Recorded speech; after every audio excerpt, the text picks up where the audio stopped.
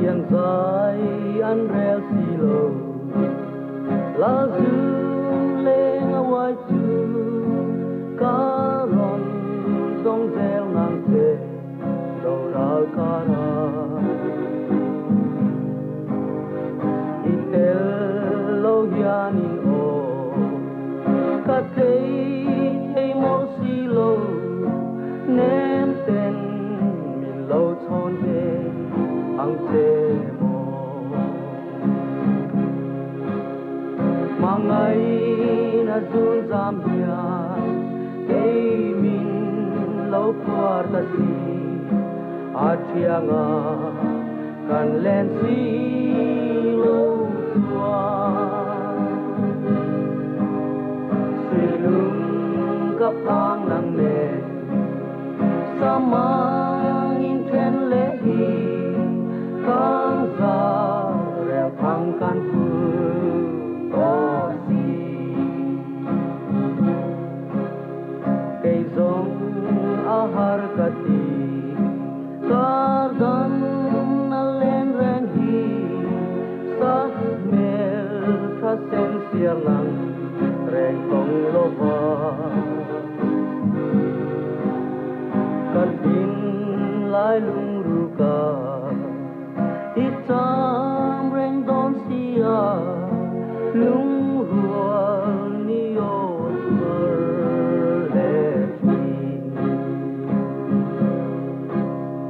mangay na zun zam hiya kay min lo kwarta si at siya nga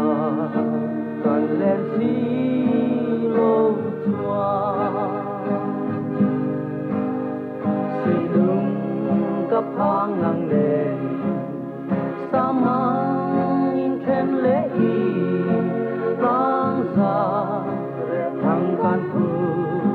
to si enga kalau ton te silung min len tu hi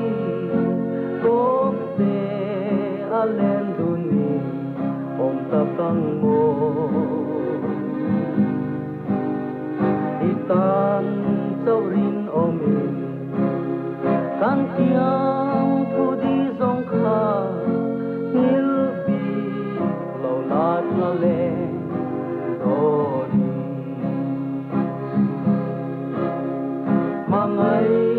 na zun zam hiyan kay min lo kwarta si at siya nga kan len si lo tuwan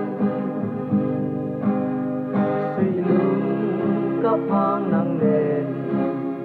sa mangin tren lehi kang sa repang kan pu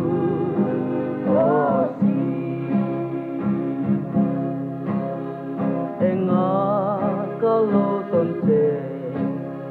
silung min len tu hi kop te alen duni om tabang mo itan saurin omin kan tiam thu di zong kha mil bi lo la thale do di mangay na zun zam hiyan